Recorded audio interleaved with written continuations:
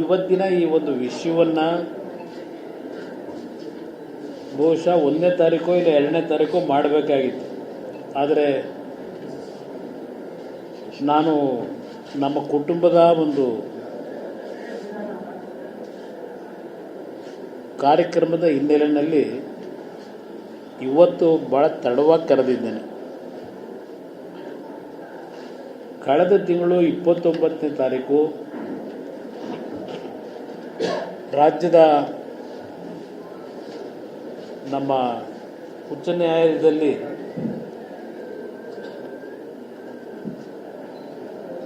Double ಬೆಂಚ್ನಿಂದ ಒಂದು ತೀರ್ಪನ್ನು ಕೊಟ್ಟಿದ್ದಾರೆ. ಆ ತೀರ್ಪನ್ನು ಕೊಡತಕ್ಕಂಥ ಹಿನ್ನೆಲೆ ಈಗಾಗಲೇ ನಿಮ್ಮೆಲ್ಲರಿಗೂ ಬಹುಶಃ ಅದರಲ್ಲಿ ಕೆಲವು ನಮ್ಮ ಸ್ನೇಹಿತರುಗಳು ಆ ಒಂದು ಪ್ರಕರಣಗಳು ಪ್ರಾರಂಭ ಆದಾಗ ಮಾಧ್ಯಮದಲ್ಲಿ ಕೆಲಸ ಮಾಡ್ತಾ ಇರದೇ ಇದ್ದವರು ಹೊಸದಾಗಿರೋರು ಇದ್ದೀರಿ. ಈ ಒಂದು ಪ್ರಕರಣ 1997ರಲ್ಲಿ ಬೆಂಗಳೂರು ಮೈಸೂರಿನ ನಡುವೆ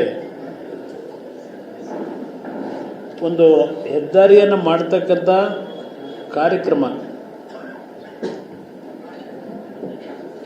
ಮೊದಲು ಅಗ್ರಿಮೆಂಟ್ ಆಗಿದ್ದು ಸನ್ಮಾನ್ಯ ದೇವೇಗೌಡರು ಮುಖ್ಯಮಂತ್ರಿ ಅಗ್ರಿಮೆಂಟ್ ಸ್ಟೇಜ್ನಲ್ಲಿ ಅಮೆರಿಕದಿಂದ ಒಬ್ಬರು ಗವರ್ನರ್ ಬಂದಿದ್ರು. ಅವರ ಸಮ್ಮುಖದಲ್ಲಿ ದೇವೇಗೌಡರ ಸಮ್ಮುಖದಲ್ಲಿ ಒಂದು MOU ಆಗಿತ್ತು. ಅದಾದ್ಮೇಲೆ ಸನ್ಮಾನ್ಯ ದೇವೇಗೌಡರು ದೆಹಲಿಗೆ ಹೋದರು ಪ್ರಧಾನಮಂತ್ರಿಗಳಾಗಿ. ಆಮೇಲೆ ಬಂದಂಥ ಸರ್ಕಾರದಲ್ಲಿ ಹಲವಾರು ಬೆಳವಣಿಗೆಗಳಾಗುವುದಿಲ್ಲ. ಆ ಒಂದು ಯೋಜನೆಯನ್ನು ತೆಗೆದುಕೊಂಡಂಥ ಕಂಪನಿ ಏನಿದೆ ನೈಸ್ ಕಂಪನಿ ಅಂತಕ್ಕಂಥದ್ದು ಅವರಿಗೆ ಬೇಕಾದಂಥ ರೀತಿಯಲ್ಲಿ ಸರ್ಕಾರದಲ್ಲಿದ್ದಂಥ ಅಧಿಕಾರಿಗಳು ಸರ್ಕಾರ ನಡೆಸ್ತಾ ಇದ್ದಂಥವ್ರನ್ನೂ ಸಹ ಒಳಗೊಂಡಂತೆ ಅವರಿಗೆ ಹಣ ಮಾಡ್ತಕ್ಕಂಥದ್ದಕ್ಕೆ, ರೈತರ ಭೂಮಿಯನ್ನು ಲಪಟಾಯಿಸ್ತಕ್ಕಂಥದ್ದಕ್ಕೆ, ಕೆರೆ ಕಟ್ಟೆಗಳನ್ನು ನುಂಗಾಕ್ತಕ್ಕಂಥದ್ದಕ್ಕೆ ಯಾವ್ಯಾವ ಹಂತದಲ್ಲಿ ಆ ಒಂದು ರಸ್ತೆ ಹೆಸರನ್ನ 111 ಕಿಲೋಮೀಟರ್ನ ರಸ್ತೆ, 47 ಕಿಲೋಮೀಟರ್ ಪೆರಿಫೆರಿಯಲ್ ರಸ್ತೆ, 9 ಕಿಲೋಮೀಟ್ರು ಇನ್ನರ್ ಪೆರಿಫೆರಿಯಲ್ ರಸ್ತೆ, ಅದರ ಜೊತೆಗೆ 5 ಟೌನ್ಶಿಪ್ಪು. ಏಕೆಂದರೆ ಆ ಸಂದರ್ಭದಲ್ಲಿ ರಸ್ತೆ ಮಾಡಿ ಆ ರಸ್ತೆಯಲ್ಲಿ ಟೋಲ್ ಕಲೆಕ್ಟ್ ಮಾಡೋದ್ರಿಂದ ಆ ಕಂಪ್ನಿ ಏನು ಇನ್ವೆಸ್ಟ್ಮೆಂಟ್ ಮಾಡ್ತಾರೆ, ಟೋಲ್ನಿಂದ ಹಣವನ್ನು ಸಂಗ್ರಹ ಮಾಡ್ತಕ್ಕಂಥದ್ದು ಲಾಭ ತರಲ್ಲ, ಅವರಿಗೆ ತೊಂದರೆ ಒಳಗಾಗ್ತಾರೆ ಅಂತೇಳಿ ಟೌನ್ಶಿಪ್ಗಳನ್ನು ನಿರ್ಮಾಣ ಮಾಡಬೇಕು ಅಂತಕ್ಕಂಥ ನಿರ್ಧಾರಗಳಾದಂಥದ್ದು. ಆ ಟೌನ್ಶಿಪ್ನ BMIC ಪ್ರಾಜೆಕ್ಟ್ನ ಹಿನ್ನೆಲೆ ಏನಿದೆ, ಮೊನ್ನೆ 29 ಜುಲೈ ತಿಂಗಳು ಯಾವೊಂದು ಹೈಕೋರ್ಟ್ನ ಒಂದು ತೀರ್ಪು ಕೊಟ್ಟಿದ್ದಾರೆ. ಇಲ್ಲಿ ತೀರ್ಪು ಒಂದು 20 ಪೇಜ್ ಇದೆ. ಈ ಅರ್ಜಿಗಳು ಹಾಕೊಂಡವರಲ್ಲ, ಇದೊಂದು 75% ಇದೆ. 150 ಅರ್ಜಿಗಳು ಈ ಒಂದು ಇದರಲ್ಲಿ ಆಗಿರ್ತಕ್ಕಂಥದ್ದು. ಈ ಮೈಸೂರು ಬೆಂಗಳೂರಿನ ಮೂಲ ಸೌಕರ್ಯಗಳನ್ನು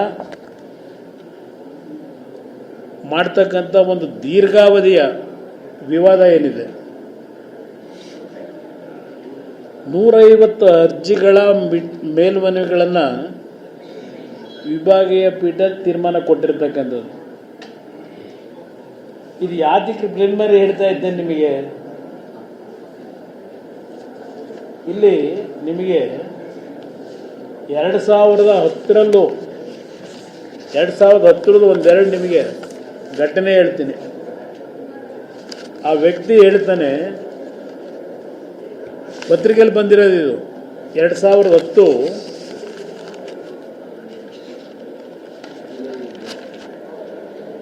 ಶನಿವಾರ 13 ಫೆಬ್ರವರಿ 2010 ಬಂದಿರ್ತಕ್ಕಂಥದ್ದು. ಹೇಳ್ತಾನೆ ಪಾಪ ರೈತರಿಗೆ, ಆ ಹೆಣ್ಮಗಳಿಗೆ, ಅಲ್ಲಿ ಟಾಯ್ಲೆಟ್ ಕಟ್ತಾನೆ, ಅದನ್ನು ಕೇಳೋಕೆ ನೀನು ಯಾರು? ನೈಸ್ ರಸ್ತೆಯಿಂದಾಗಿ ಭೂಮಿ ಕಳೆದುಕೊಂಡವರ ಗೋಳು. ಅವ್ರು ಹೇಳ್ತಕ್ಕಂಥ ಉದ್ದಟತನದ ಮಾತುಗಳು ಹೇಗಿದೆ ನೀವೇ ಬರೆದಿದ್ದೀರಿ. ಕೇಣಿ ರಸ್ತೆಯಂಚಲ್ಲಿ ಸತ್ಯ ನೈಸ ಆದವರ ಕರುಳು ಹಿಂಡುವ ಕತೆ. ಇದು 2010ರಲ್ಲಿ ನೀವುಗಳು ಬರೆದಿದ್ದೀರಿ ಮಾಧ್ಯಮ